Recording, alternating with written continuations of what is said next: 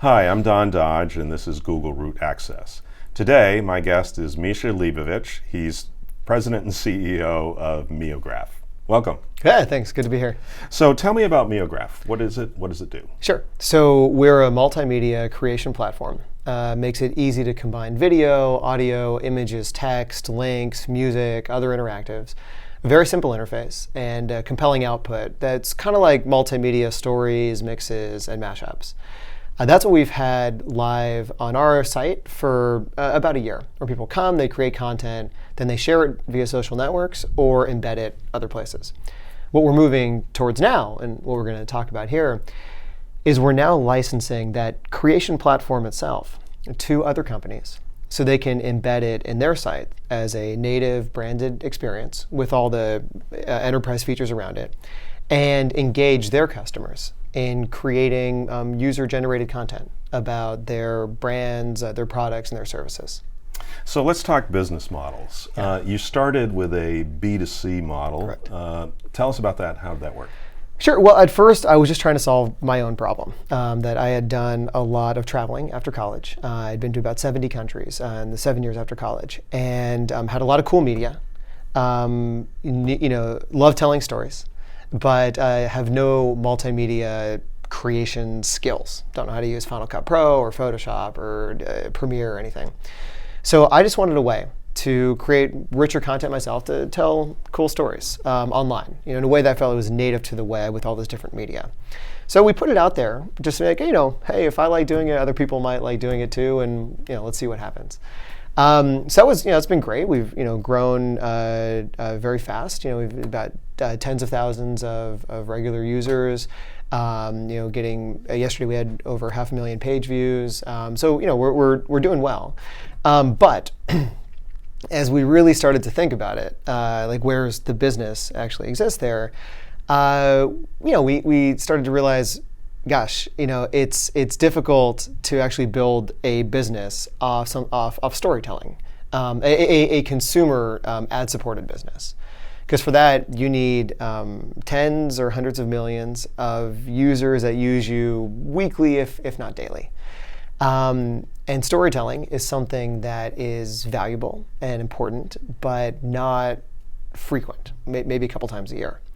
So that sort of model wasn't going to work for us.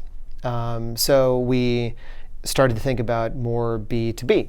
Offer this as for other businesses to create content themselves about their brands. And there we found that our product, while interesting and different, the end result of it was not differentiated enough from them just like going and hiring a video crew to do something custom, exactly as they need. Hard to build a business that way. But as we started talking to these businesses, and we're talking to the marketers, and we said, look, why don't you want your customers, your audience, to create content. You want them to be engaged. You want buzz around your brand. Why don't you get them to use our product? It's totally consumer grade and super easy to create content about your business. And the feedback we kept getting was, that we like your product and we like our customers taking this action. But I mean, how's it going to work? Like, we're going to send them to your site, and they're going to create an account on Meograph, create content, spend all the time, by the way, and all the engagement on your site rather than ours. Grab the embed code if they know what that is. Come back and paste it. Ta-da! It's a lot of steps. And so we started thinking about, well, if we could provide this on your site as a branded native experience, is that interesting? And there we started to really get very positive feedback from companies. So the product solves a complexity problem. It makes it easier for mere mortals to create nice content. So you found a problem and you solved it, right. But in applying a revenue model to it, consumers weren't willing to pay. Right. Businesses had alternatives. It wasn't that differentiated. Right. So B2C didn't work, B2B didn't work, and now you're doing B2B2C, where the businesses, media companies are your customers, and they're the ones that are paying, and the consumers are using it and creating content. Right. Well, that's exactly it. I mean, it's very difficult it's difficult to get a consumer's time and creativity in the first place. To get their money as well is nigh impossible to the scale of building a really big business. So let's talk about the pivots. So you pivoted Yeah. three times. Yeah. Typically when you pivot, you think, well, if I only added more features, or if I could make it easier to use, or if I tried different marketing, it would work. Sure. So how did making those pivot decisions, how did you get through that to decide, no, I've got to change?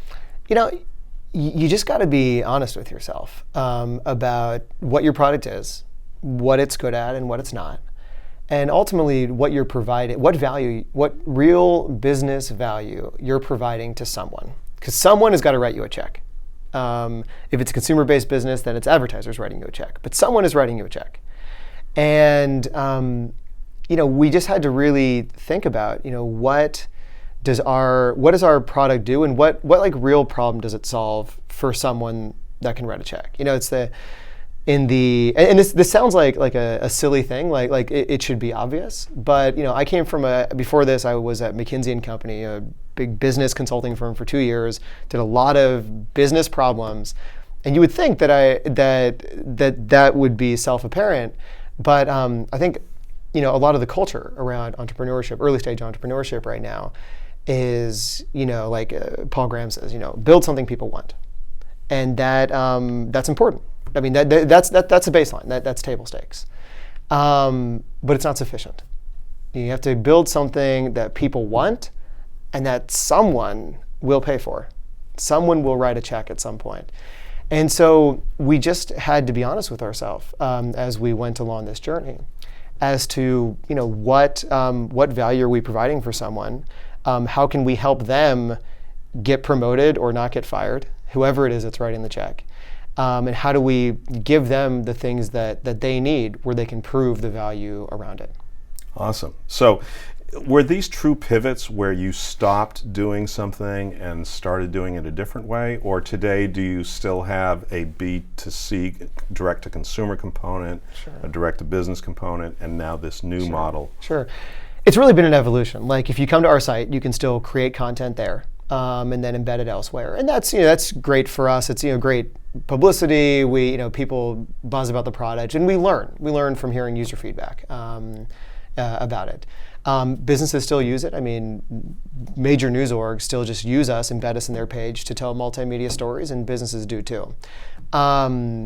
And so now our new build is all these enterprise features around the creation product. So when you embed it in your site, now you have the moderation, the analytics, the customization, the ability to embed it with one line of code so it's not complex to do. All that but it's all on top of the core product. And it all still stays true to the original mission of just wanting to make it easy for mere mortals to create rich content and express themselves and tell stories about the things that they care about. And now we're allowing people to do that, but really providing value to the people who are willing to pay and benefit when that thing happens. So you solved the customer problem or the complexity problem fairly early on. Yeah.